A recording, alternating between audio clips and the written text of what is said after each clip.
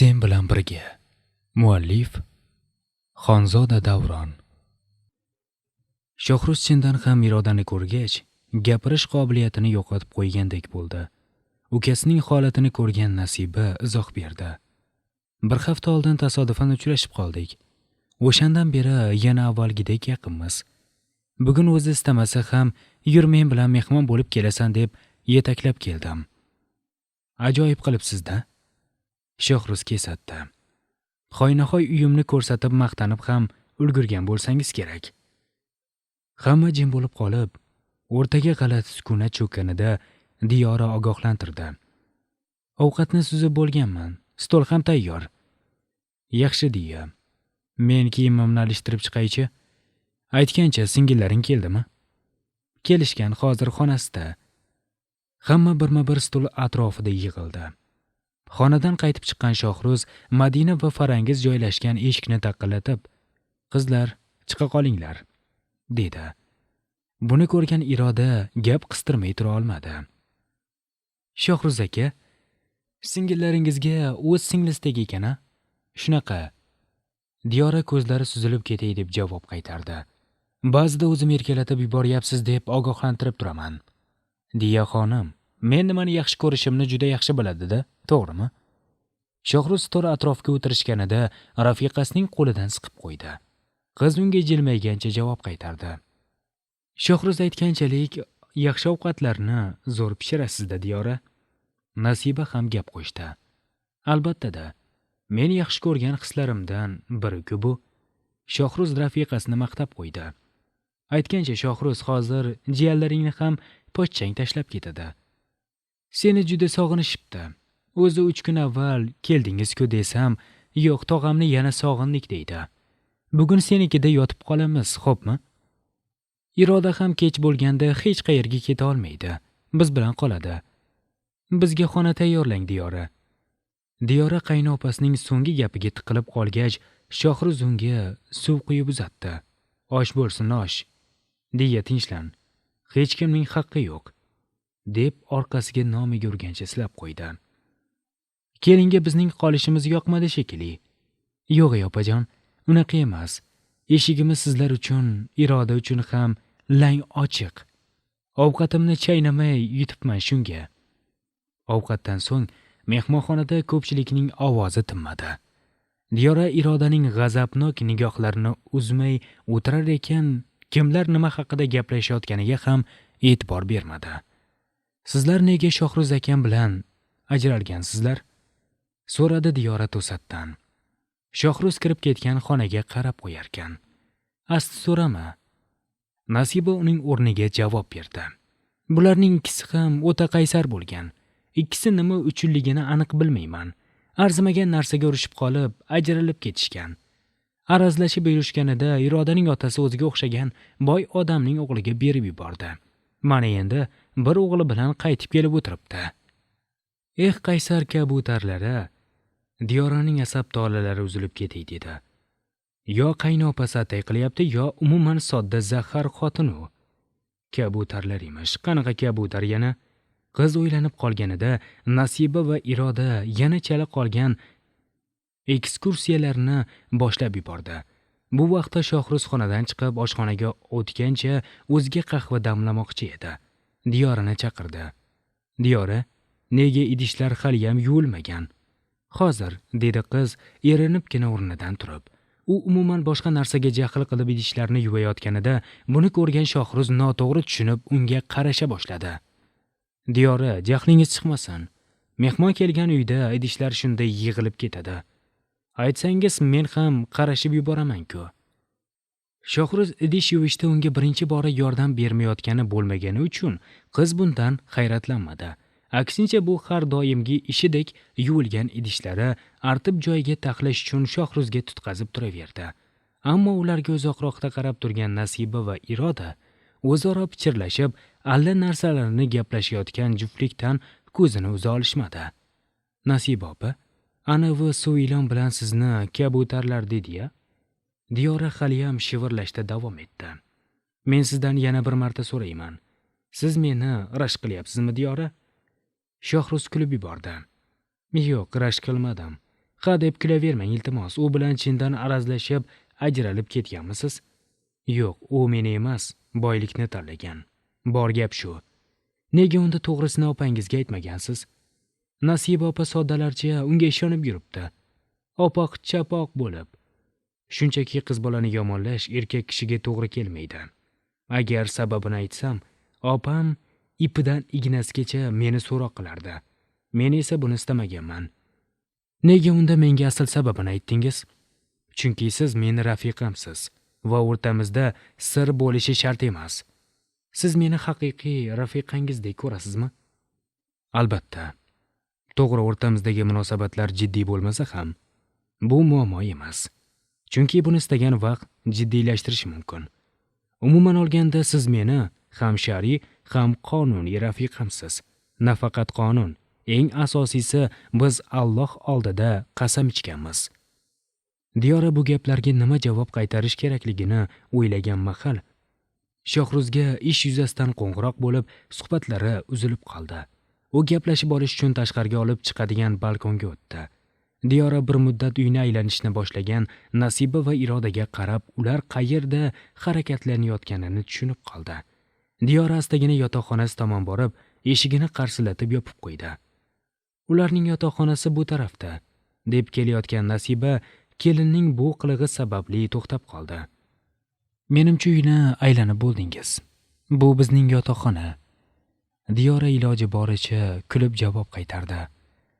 Bilaman, men shunchaki Irodaga birov ko'rsatay degandim. Buning alomati yaxshi bo'lmaydi deb eshitgandim.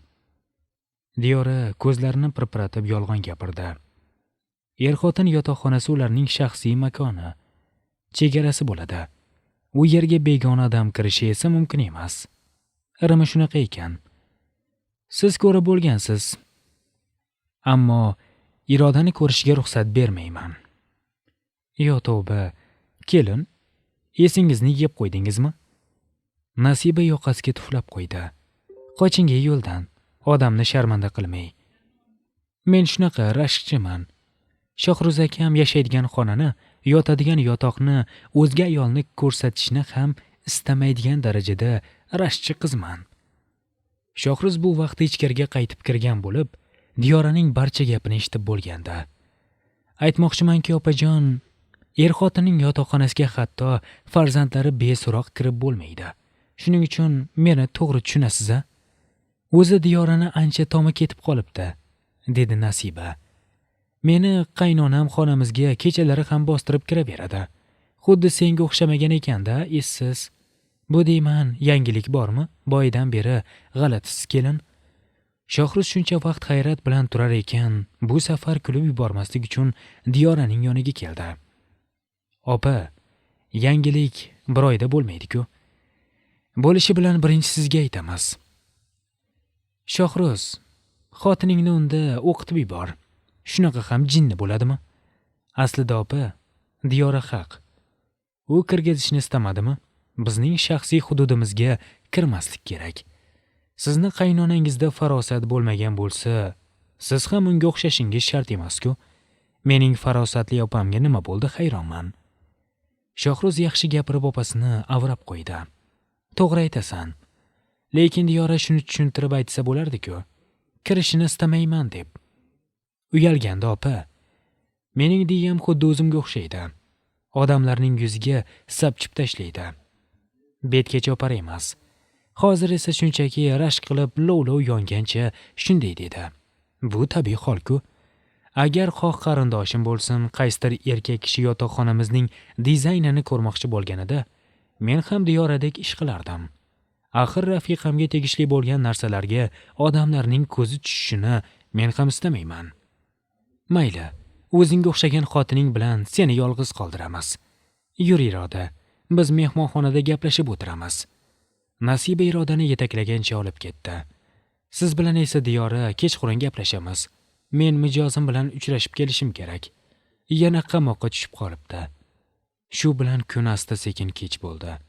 Qizlar xonadan chiqmay, o'zi bilan o'zi mashg'ul, dars tayyorlab o'tirar. Nasiba va Iroda esa hali o'tmishni, hali hozirgi hayot va kelajagini muhokama qilib o'tirardi. Diyora asablari portlab ketmasligi uchun kechki ovqatga unadi. Nimaga Irodani ko'rsa bunchalar tepa sochi tikka bo'layotganini tushuna olmayotgandi. Nahotki u qisqa vaqt ichida erini sevib qolgan bo'lsa? Axir Shohruz va Iroda haqida o'ylashning o'zida lov-lov yonib ketyapti-ku. U Shohruz Rizaliyev haqida 1 yildan ortiq muddat bilgan. U haqida zimdan o'zi uchun ma'lumot yig'ardi. O'shanda o'zidan katta lavozimda ishlaydigan, o'zini yoqtirib qolmagan deb o'ylardi. Ammo ota-onasi Mahmudga berishmoqchi bo'lishganida bu fikrlar qay go'rgadir tarqab ketdi. Shohruz ham qizga ortiqcha gapirmagani uchun yigitdan umidini uzib qo'ya qolgandi. U bilmasdi, ota-onasidan so'ng o'zi pinhona oshiq bo'lgan yigit unga uylanishini. Hozir shuni yaxshi biladiki, bu jiddiy, qaysar, kamgap yigitni, ya'ni o'z erini chindan ham sevar ekan. Tushda qilgan do'lmasi ko'p bo'lgani uchun boshqa ovqat qilmay, yoniga yengilroq salat qilish bilan kifoyalandi. Bu orada chindan ham Nasibaning bolalari ham keldi va uy haqiqiy bozorga aylandi. Kechki ovqatda yana hamma bir stol atrofiga yig'ilib, tarqalishdan avval Diyora bitta xonani Nasiba va Irodaga tayyorlab berdi.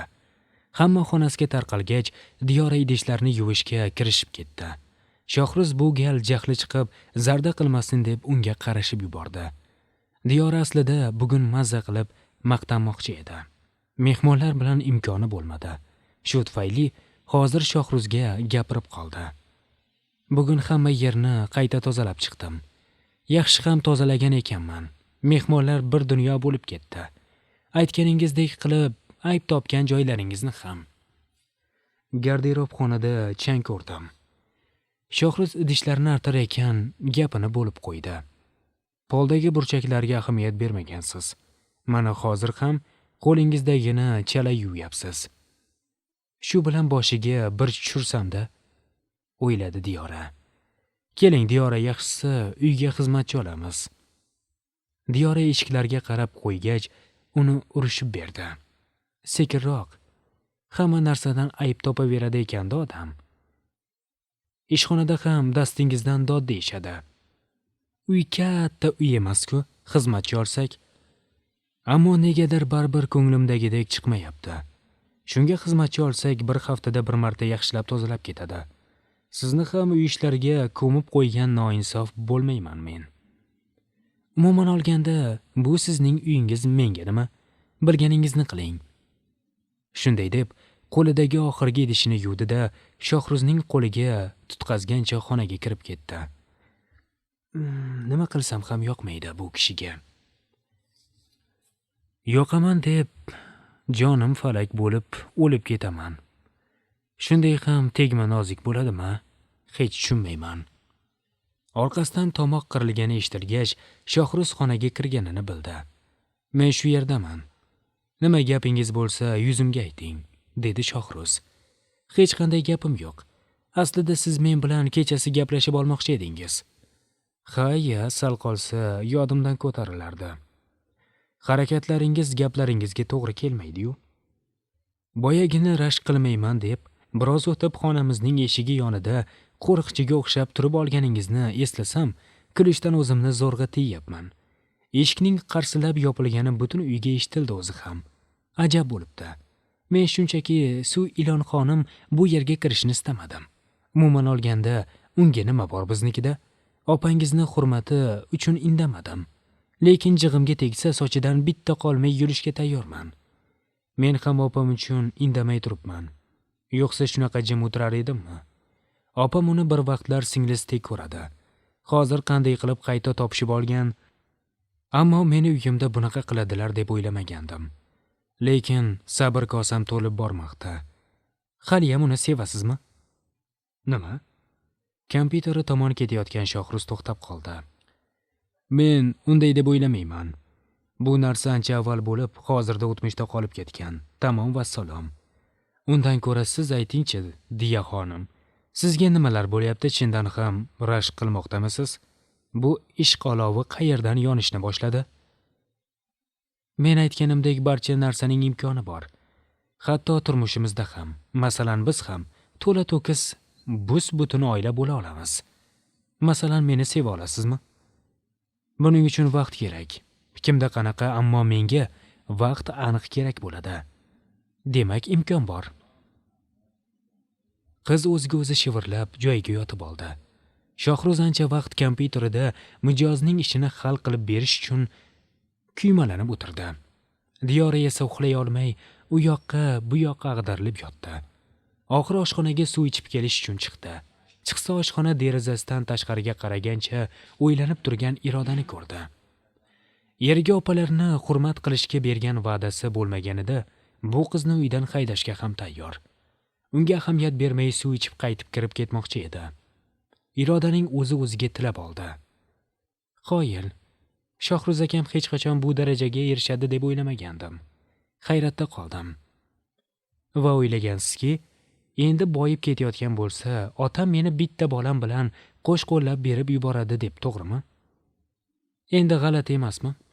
Erdan ajrashgan yana sobiq sevgilisining yoniga yugurgilab kelish uyat emasmi? Qani o'zbek ayoli degan nom? Shunchaki omadimni sinab ko'rsam nima qilibdi? Har holda men uchun har narsaga tayyor edi. Shohruz akam. Egalik qo'shimchasini qo'shishni bas qiling. U sizning Shohruz akangiz emas. Bir vaqtlar bo'lishi mumkin edi. Ammo qaysi tentak aqlingiz bilandir bunday imkoniyatdan mosuvo bo'lgansiz. Qaysi yuz bilan endi omadimni sinab ko'raman deyapsiz? Sizdaqa yengil fikrlaydiganlarni qanchadan qancha oilalar buzilib ketadi. Adabiy gaplarni birpas yig'ishtirib turing. O'rtangizda qandaydir chegara borga o'xshaydi. Ha, to'siq. Bu tashqaridan qaragan odamga seziladi. Qanday to'siq? Aljiramang. U mening erim, mening Shohruz akam. Sizga bunday huquq berilmagan. Qo'lingizdan hech narsa kelmaydi. Nega unda qo'rqib ketyapsiz? Nega Shohruz meni birinchi ko'rgan zahotiyoq haydamadi? Chunki qalbida hali hamon o'sha uchqunlar bor, sevgi uchqunlari. Sizlar u bilan bir vaqtlar yaqin bo'lganimchalik yaqin emassizlar hatto. U sizga xuddi muruvvat peshi odamdek yordam beradi. Munosabatlaringizda chegara borligi yaqqol seziladi. Birinchidan, opasining hurmati hech nima demadi. Yo'qsa bu uydan ostona xatlab kirmas edingiz. Ikkinchidan, to'siqlab jonimga tegdingiz. Qalbida uchqun bor emish. Agar Shohruz akamda hozirgi uyi, mashinasi, ish joyi, obro'si bo'lmaganida ham shunaqa uchqun deb bidirlashda davom etarmidingiz? Bordi-yu, u oddiy haydovchi yoki past tabaqadagi ishda ishlaganida-chi? Yo'q, hatto erdan ajrashgan ayol unvoniga ega bo'lsangiz ham unga qayrilib qaramasdingiz. Endi esa safsatalar haqida gapirishni bas qilmasangiz, ont ichaman. Shu 7-qavat oynasidan ko'chaga qanday uchib chiqib ketganingizni bilmay qolasiz. Tushunarli malvasta. Qo'rqib ketding. Ering meni yonimga qaytishdan qo'rqding. O'rtangizda chegara borligini sezib qolganimdan qo'rqding. Meni erim shunaqa sokinlikni sevadi. U o'ta madaniyatli. Rafiqasini odamlar ko'zining oldida erkalashni o'ziga ep ko'rmaydi. Shaxsiy chegaramizda nimalar qilishimizni aytsam, shu yerda jim eshitib o'tira olasanmi? Yo'q. Chiday olmay, uyingga qanday qilib ketib qolganingni bilmay qolasan. Shunday ekan, mehmon sifatida izzatingni bil-da, ertaga-yoq daf bo'l. Chunki jahlim chiqdi. Erimniki kabi chiqadi. Shohruz akamning jahlidan qanchalar xabaring bo'lsa, aslida sen mendan qo'rqishing kerak. Chegara. Iroda qo'shiq qilib xirgoyi qilgancha unga berilgan xona tomon ketib qoldi. O'rtamizda jarlik, bitmas jarlik. O'rtamizda chegara. Buni ko'r ham sezadi. Xiringlamay ket, ovozing o'chgur. Chegara to'siq deb quloq miyamni yedi-ya. Senga chegaralash qanaqa bo'lishini ko'rsatib qo'ya olganimda edi. Shu tob Diyoraning yodiga Shohruzning yaqin emasligimiz muammo emas. Buni har dam tuzatsa bo'ladi degani keldi. Nima qilish mumkinligi haqida o'yladi. U shu eri bilan bir umr yashashni istaydimi? Shohruz keyinchalik baribir ajrashamiz demaydimi? Hozir aynan Irodaga achchiq qilib shu ishga qo'l urmoqchi. Yo'q. O'zi ham Shohruzning to'laqonli rafiqasi bo'lishni istab kelayotgan edi va Iroda Shu kun qirolicha g'olib kelishi uchun yo'l ochib bergan dushman piyoda bo'ldi. Hikoyani davomini birinchilardan bo'lib tinglamoqchi bo'lsangiz, hoziroq YouTube sahifamizga obuna bo'ling hamda kommentariyada qadab qo'yilgan link orqali o'tib, Telegram sahifamizga obuna bo'ling.